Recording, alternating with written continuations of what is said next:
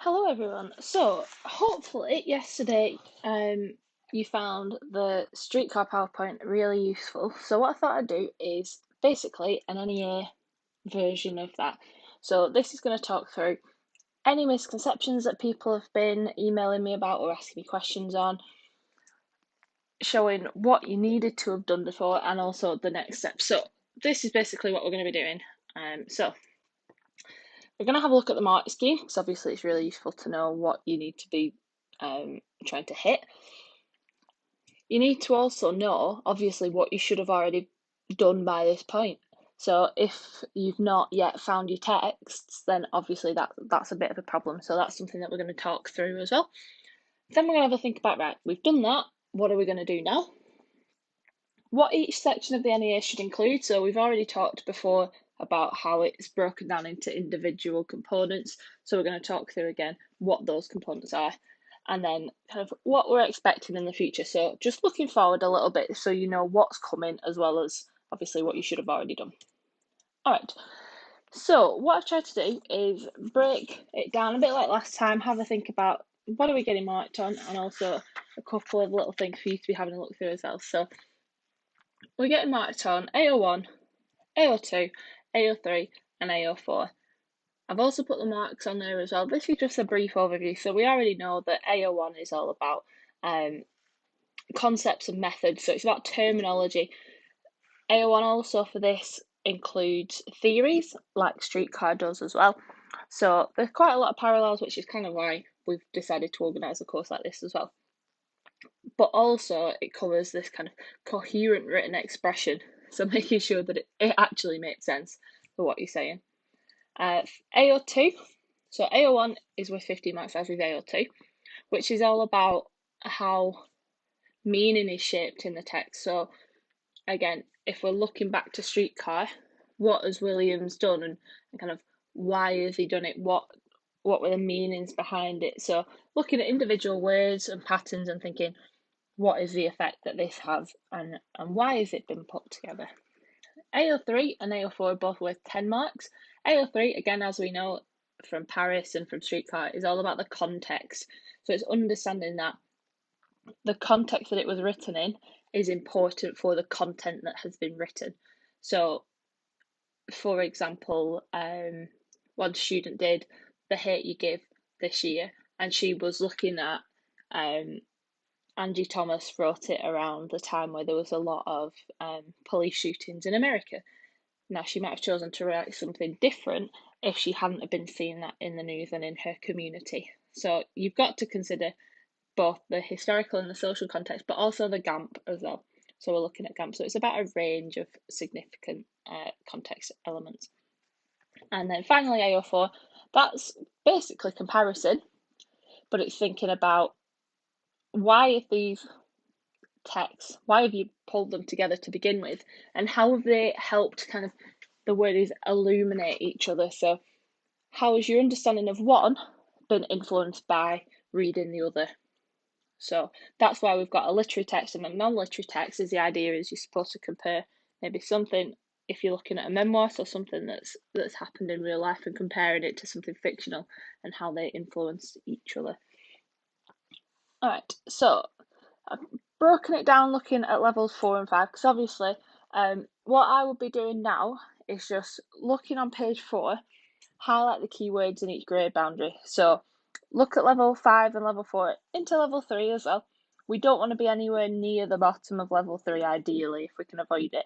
If most of us obviously are hoping to get as close to sort of 50 or 40 as we possibly can to make sure that when we go into the exam in summer we've got a really nice bank of marks already. So what I would do, just pause this video for a little bit and think and highlight just really quickly the keywords in each grade boundary and then have a look on the next slide. I'll give you a bit of time to do that now. Okie dokes. So, like I said, I've put on levels 3 to 5. Obviously, the higher the level, the more marks you're going to get. So we're just going to have a look at levels 5 and 4, but we'll touch on level 3 just so you can see the sort of differences that overall end up really adding up. So even if you just lose, 1 or 2 marks on each level, it very quickly accumulates into a lower mark. So for level 5 for AO1, it's asking you to think about a thorough and perceptive account. So it's not just a straightforward version of it, it's thinking about different interpretations of it, of the source material, and guiding the reader. So rather than just kind of picking out some patterns and going, yeah, that's it, it's about moving us through and signposting where we're going. It talks about using relevant methodology productively. So that's thinking about the theories that you've chosen, rather than just kind of chucking them in and going, yeah, I've ticked that box. It's about using it to help explore your text rather than just ticking a box. With level 4, that differs because you've got, it's still asking you to look at an account of the source material, but instead of it being thorough and perceptive, it's more kind of straightforward, clear and concise. So you're touching on the main points and exploring them, but maybe not as thoughtfully as you could do. Methodology in mainly relevant and appropriate ways, so it's generally applicable, but maybe not as thoroughly applied as it could be, and your writing's well structured. And then finally for level 3, here it says an uneven account of source material. So this crops up in AO1 and AO2 about covering the sources evenly. So if you do 75% of your NEA on your lit text and only 25% on your non-lit, then you're not covering them evenly. So it's really important that you get them even. Using methodology but with partial success, so kind of not really understanding your methods and applying them properly. And you've got some organisation in your writing. It's still clear, it's still understandable, but it's not as well developed as it could be. All right, so with AO2, this is normally, and I've put up at the top where you would normally find it being awarded. So AO1, you'd normally find it rewarded in the introduction and the review section and your analysis sections. AO2 is very similar. So normally, because it's about the meaning of quotes, in your intro you wouldn't have a lot of quotes. It's more about the context of the text and comparing. So you normally get marks for AO2 in your analysis and your conclusion sections. So for level 5, again, that word thorough comes back. So it's about, you're trying to prove a pattern in this. And if you're only picking out 2 or 3 quotes per text per question, that's not really thorough. That's just sort of touching lightly on it. You can't prove a pattern if you're just picking out 1 or 2 quotes. So you want to be looking at a range of different quotes. So he's open-minded, and that kind of fits in with the next point as well, recognising that meanings are not fixed but negotiated. So it's having that sort of tentative analysis of saying, it could mean this, but it could also mean that. And again, covering both sources well. Then looking at level 4, again, some depth, you're still looking at it in some detail, it's still thoughtful, it's still tentative, it's still thinking about, again, it could mean this, it could mean that, and it is covering the sources evenly, but it's maybe not as perceptive or as detailed as level 5. And then level 3, which is, it's a really easy trap to fall in. It's more descriptive rather than an analytical. So you're not describing what the quote is saying, you're picking out keywords and saying, what does that word imply and why might it have been used? Identifying significant features but straightforward. So rather than thinking about the different interpretations, you're just going, here's some verbs.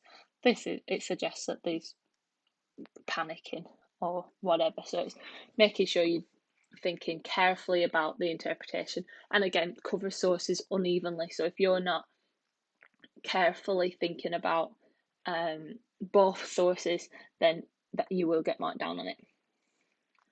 All right, so then we move on to AO3 and AO4, both of which are normally rewarded in your intro and conclusion, and they're both worth 10 marks. So for AO3, again, it's perceptive understanding of the relationship. So it's not just doing a quick Wikipedia search and going, oh yeah, she was born here, and that's why it's applicable. It's looking at a range of different contexts and thinking about the relationship between them and going really in detail. So if you look at some of the examples in the booklet, which we will in a second, it's really clear why some of these get 9 and 10 marks, because they have looked at a wide range of context information. And again, it's not just looking at historical context and maybe genre, it's about looking at a range of context and GAMP as well. Whereas for level 4, it's looking at, again, some understanding, some relevant dimensions of context, but it's not properly exploring them. And then for level 3, I think, you mention a couple of bits about context, but it's not necessarily well explored or linked to the text in a decent way. Then with AO4, again, we know that this is comparing. So writing perceptively about how the study of each of their chosen texts has illuminated the other. So that's about this, why you've chosen to pick the two texts together. You don't just pick two random texts. It's about, right, having read these two texts, what understanding have you got from them both, and why is it important or interesting to study them together?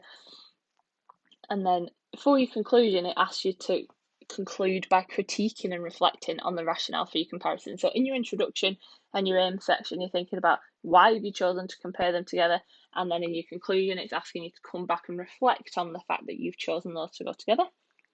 Then to get 7 or 8 marks in level 4, write competently about how they've illuminated. So you're still keeping that illumination idea together about why they're both important to be studied together, but it's maybe not as developed or as thoughtful as if you were hitting the level 5 criteria. And then again, specifically ask you in your conclusion to connect back to your aims with some ability to reflect. So reflecting on how successful it's been, or why the conclusion, or why it's important again to study the two texts together. And finally for level 3, again, it's that sort of some level. So there's some connections between them, but it's not necessarily well explored. Got some attempt to draw up valid points, but you sort of just repeat what you've already said in your analysis section. Your conclusion isn't there to just rehash old points. It's about sort of developing the points into some form of final analysis. All right, so that's what we're getting marked on, which is obviously, it's really important to know. So now we're going to have to think about what you should have already done. So we've been doing your NEAs now, we've been thinking about your NEAs. I know in my class I kind of started mentioning it before Christmas, but different classes are up to slightly different points. But these are the things that Mike, Kath and I have all said that you should be up to. So you should have already chosen your literary text. If you've not chosen your literary text, then you need to get in contact with your teacher straight away, especially if you're not sure what to do. We are here to help you, but we can only help you if you reach out to us. We want to make sure that you're as successful as you possibly can be, so please make sure that if you are struggling at all, you do come and talk to us, whether that's via email or carrier pigeon, whatever it is, make sure that you get in contact. All right, so it's only once you've chosen your lit text that you can then start to think about, right, what sort of non-lit text do I want to kind of compare with it? And from that, you kind of started to think about your key theme as well. So it might be that 2 and 3 you did in a slightly different way. I know some people in my class really keen on a literary text, but they weren't sure what they could compare it to before they got the key theme. Some people already had a really good idea of 2 texts that they like to study together. They just weren't quite sure on the wording. But you should have these 3 things. So you should have chosen your non-lit text, and you should have identified a key theme. So for example, manipulation or sibling relationships or whatever it is.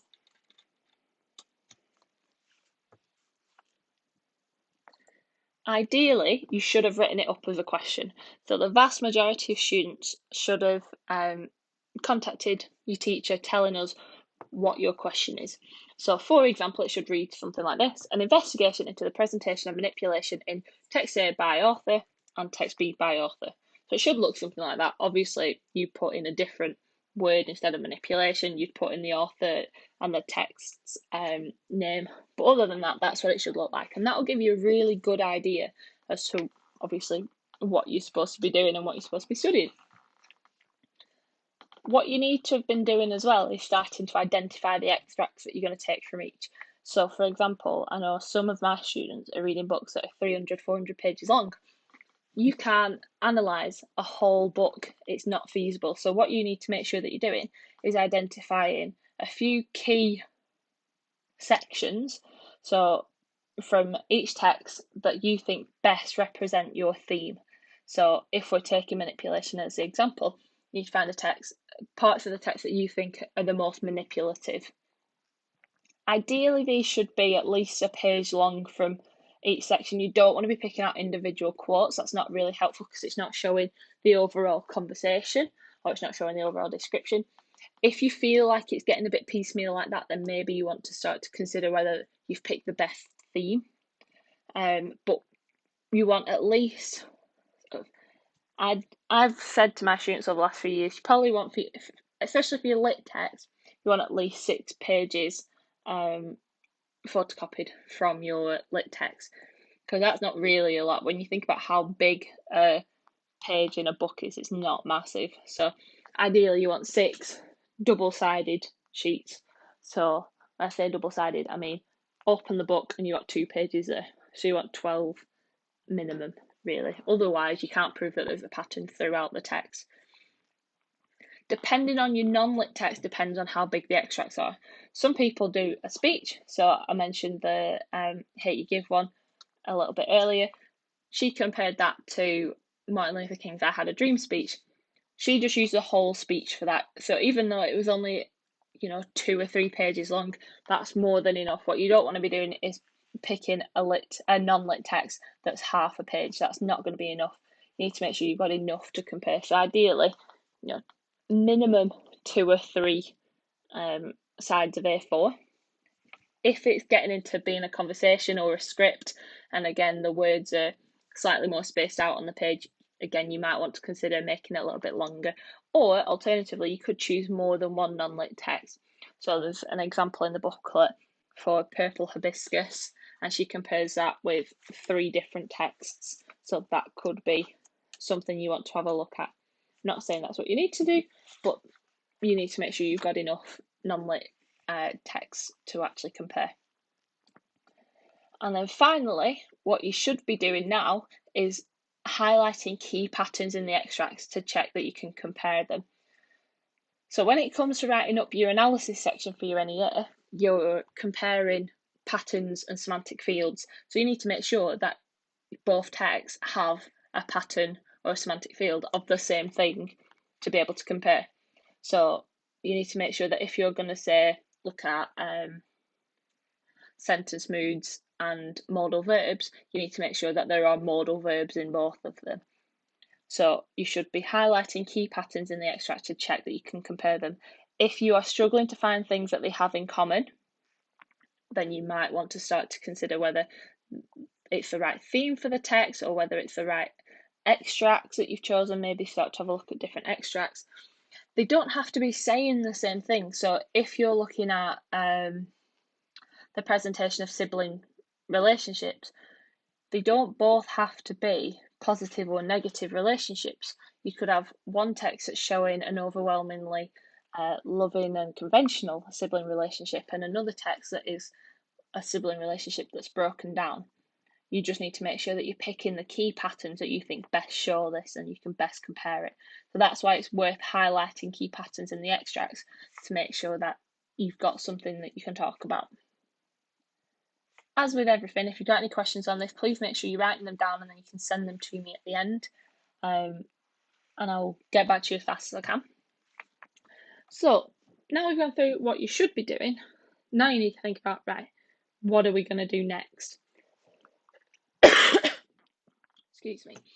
Alright, so what you need to do now is get to number 7 from the last slide if you haven't already. So if you're at number 4, for example, you've got your question but you've not started to look at the extracts, you need to do 5 and 6 from now on. You need to then work out your 3 analysis questions. So you should end up with 3 questions for your analysis section that answer your main question. So if you're looking into an investigation into the presentation of coercive and assertive behaviour in women, you might have 3 questions that look like this. So first question, how are sentence moods and modal auxiliary verbs used to coerce the audience? Number 2, how are pronouns and terms of address used to generate a sense of authority?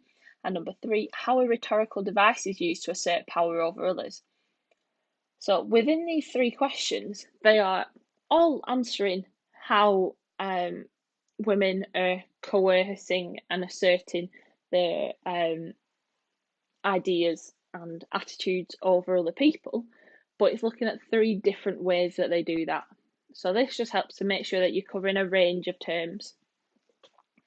So once you've done the 6 bullet points from before, you now need to start to think about this. Then you should also be starting to research the context of your text. Obviously, this comes under AO3.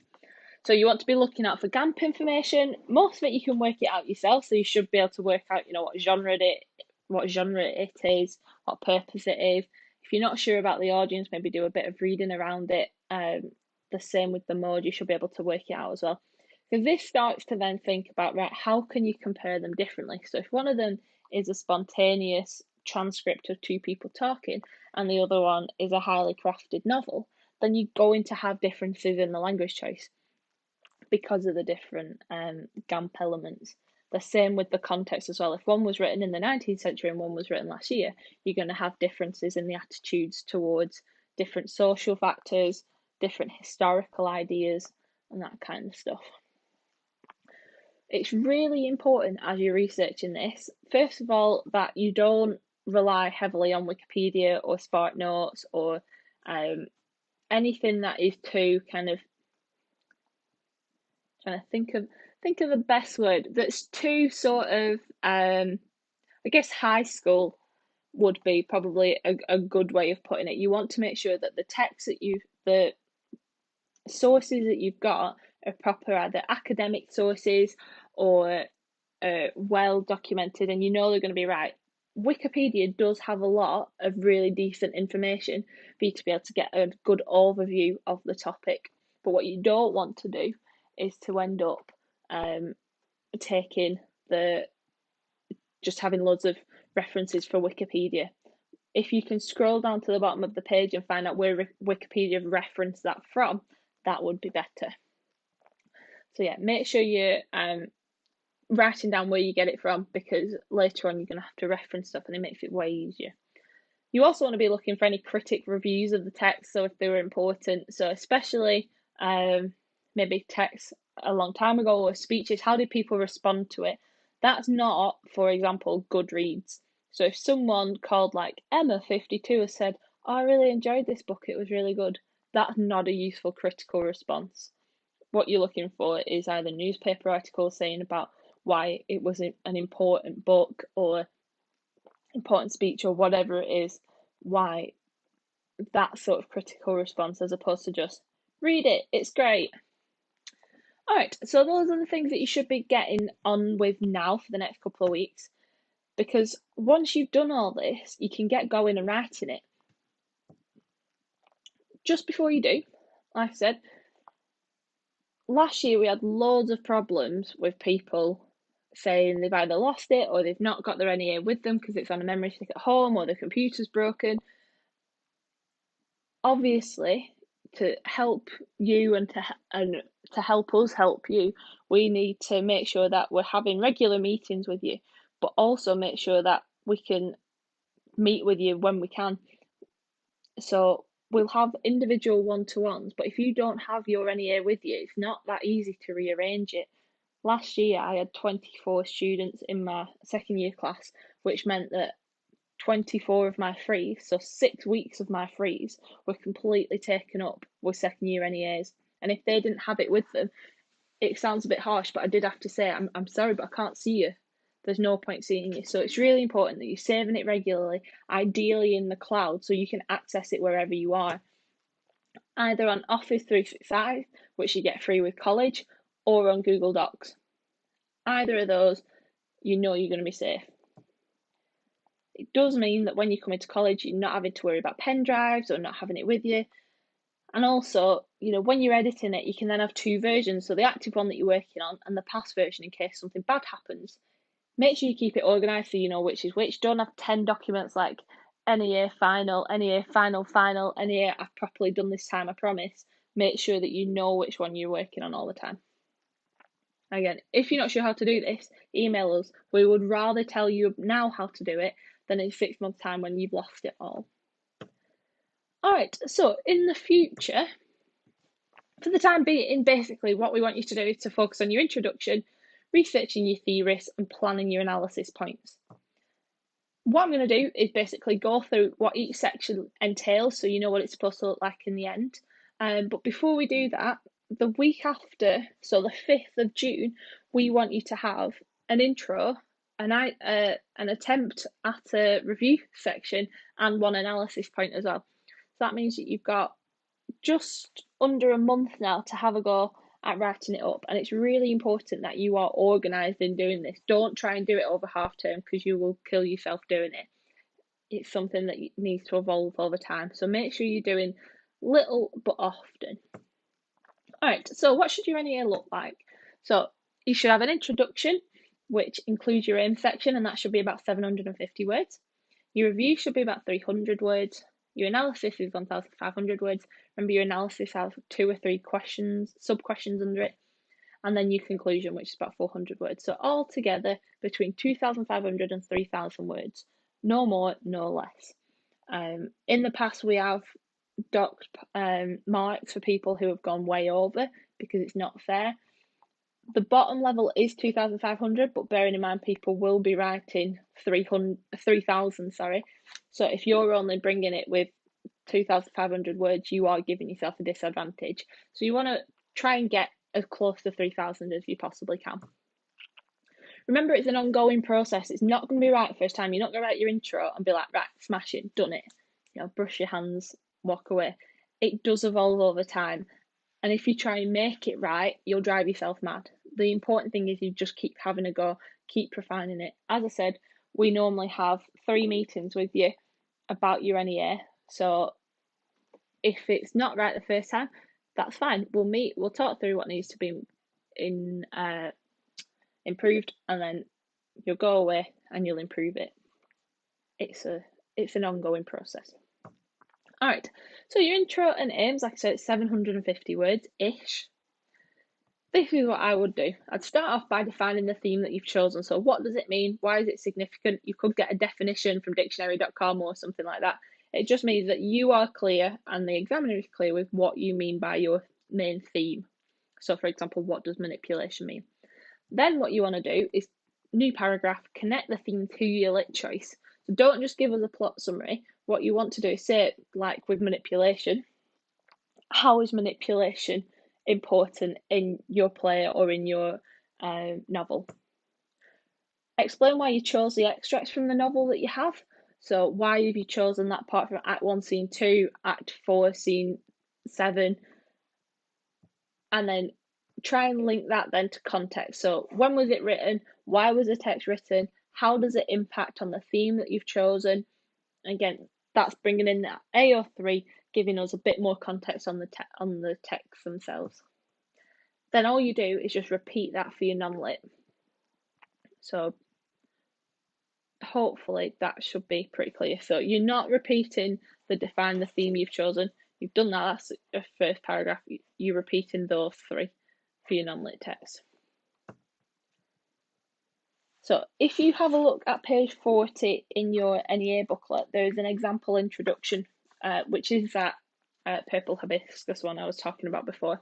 Have a read through and see if you can identify how that structure kind of fits in here. All right, so I'll give you a few minutes to do that. If you pause the video and then come back to it, we'll move on. It's really important that you do some of these activities because then it helps you to kind of see what I'm talking about. I think it's definitely more useful looking at examples. All right, so moving on. So some hints for your introduction. It's all about investigation, so make sure you're reading around your topic. That'll help you focus your ideas. It might also change it completely. Like I said, it's normal to change it. It's an ongoing process. Make sure you're focusing on the language choices and how they impact the theme. There are countless times now where I've had students who do psychology or sociology or a subject that they're really passionate about, which is absolutely great, but then they try and build it into their NEA and it ends up reading more like a psychology essay than it does an English essay. It's all about language choices and about language patterns. So make sure you're always thinking about the language choices. Think about the context of reception. So if it's a book written last year, then production and reception are going to be the same. But if it's a book that was written a couple hundred years ago, even 20, 30 years ago, you need to think about the time that it was written and also our interpretation of it now as well. And again, you might want to think about the reviews of critics. Find out if it was popular when it came out, and if it wasn't, why has it become more popular enough for you to study it? And like I said before, write down or copy the web address of everything that you find. You've got to prove where your context has come from, and you don't want to have to do it retrospectively. It becomes an absolute nightmare. You want to make sure that you can really easily sort of link back to it. So I would have a different Word document and just have a list of all of your references, or at least the web addresses.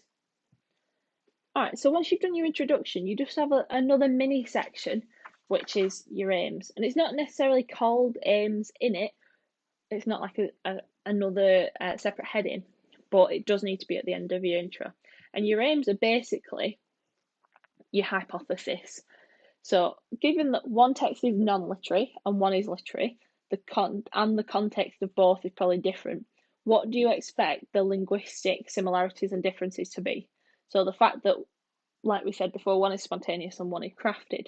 What are you expecting to find? The fact that one is for this audience and the other is for this audience. What are you expecting to find? You already know what you're going to find because you've read the text, but it's just a sort of hypothesis as to effectively setting us up for what you're going to write about in your analysis. Like I say, you might want to consider elements of GAMP or historical and social context. So if you're thinking about women's behaviour, for example, you would probably want to mention the historical and social context of women's roles throughout history, or at least in the two historical periods that your text is talking about, just as an example. Alright, so once you've done your introduction, then we come to your review section. And this is probably the most different thing that you've done before, but it's very straightforward.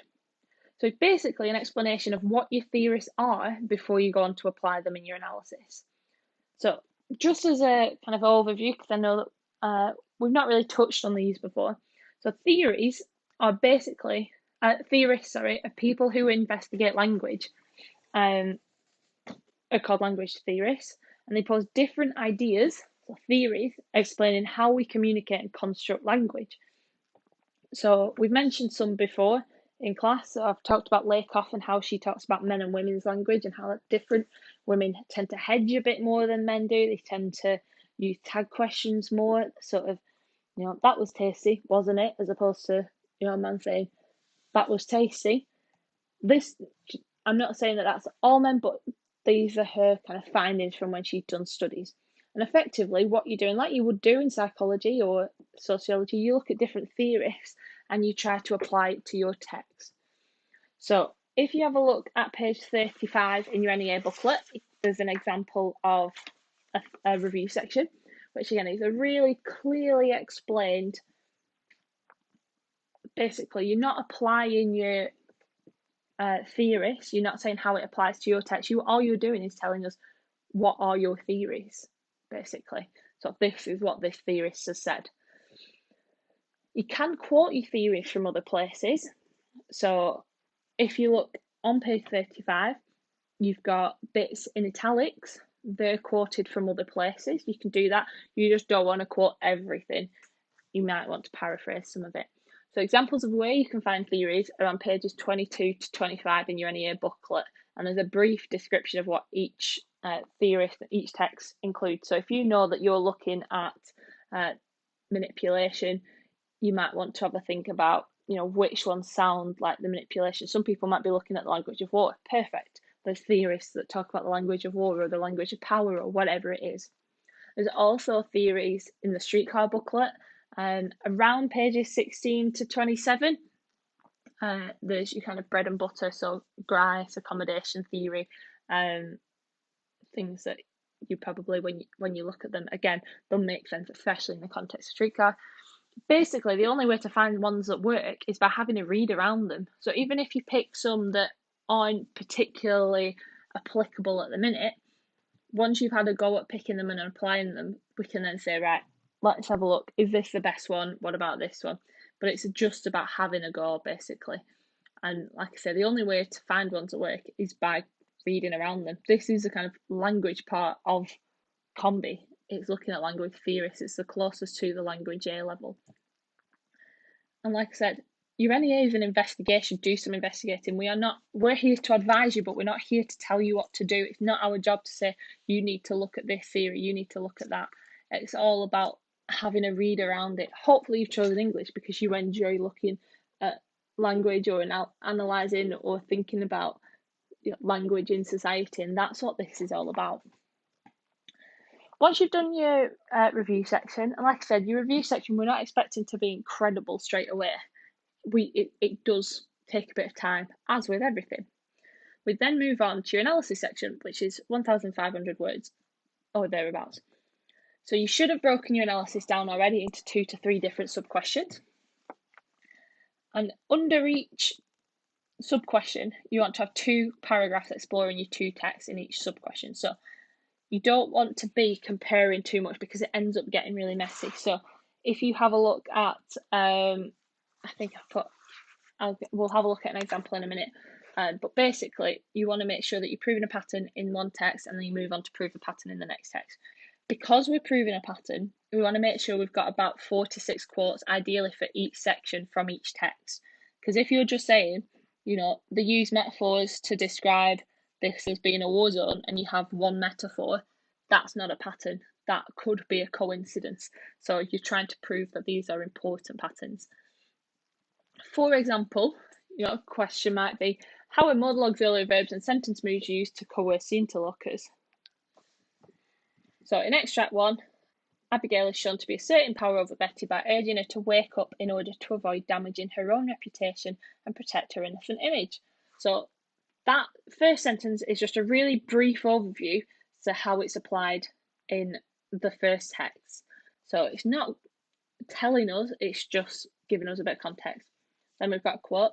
Now, Betty dear, wake up now. She initially adopts a gentle approach by softening her tone. The term of endearment dear mitigates the imperative wake up and demonstrates a tactful approach to prompt Betty out of her entranced state. The urgent repetition of the adverb now hints at her frustration, which is more apparent when she impatiently abandons her initial approach after receiving no response. So basically, what she's done is pick a quote and then pick out individual words to analyse.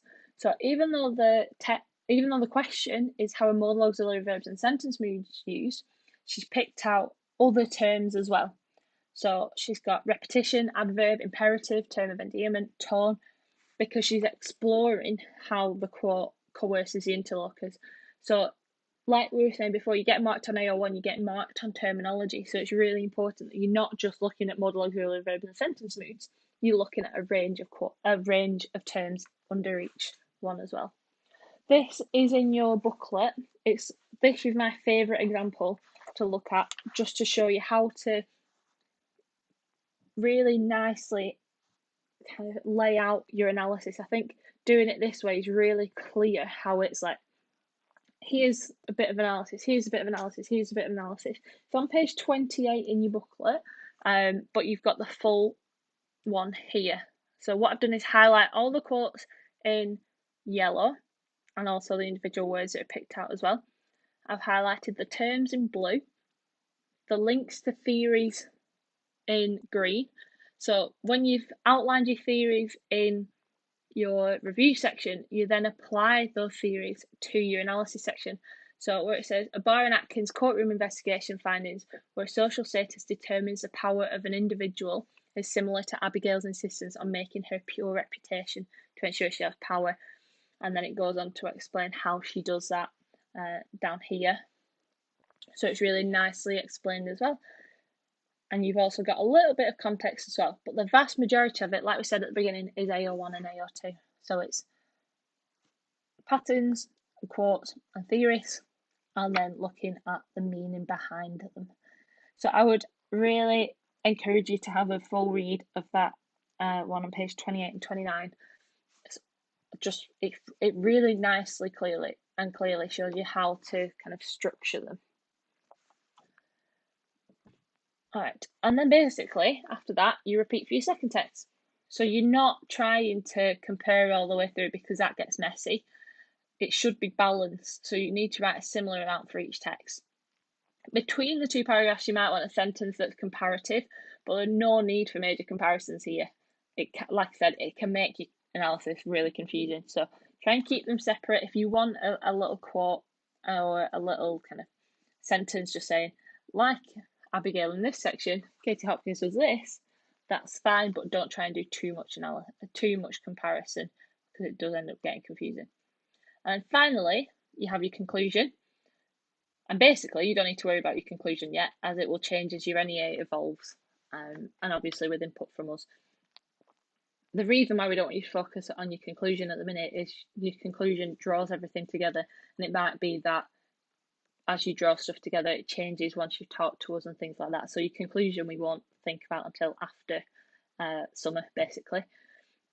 But like I said, you draw the main conclusions of your investigation together, you refer back to your intro to see whether your initial impressions were right, and then you think about how each text has helped you to understand the other one. And like I said before, you need to have a reference section. So it's basically a list of everything that you've researched. Start it in a different Word document to make sure you've got it safe. Get all the web addresses. If you want to think about how to lay out your references properly, there is a bit of helpful hints on page 54 and 55 in your NEA booklet. That'll give you some idea. Right at the back of your NEA booklet, there are lots of helpful hints to help you get on. So starting from page 51, one about how to write it as well, how to write paragraph and structure your paragraph, thinking about your context. There's some places to write notes on your context there, thinking about your approach. There's lots of different helpful hints right at the back. And basically, that's it. Like I said, if you have got any other questions, please just let us know. That's what we're here for. But your NEA is your investigation, basically. We are just here to guide you. We're not here to tell you what to do. All right. So if you have any questions, just let us know. Otherwise, on the 5th of June, we are expecting you to give us an introduction, a review section, and one analysis point. So if you think at the minute you're going to struggle with that, you need to start thinking about how are you going to be able to manage that in your time, because obviously, especially at the minute, the days are spanning into lots of, basically one day feels like a week, so you need to kind of get a timetable together. All right, so have a nice day, and I'll speak to you soon.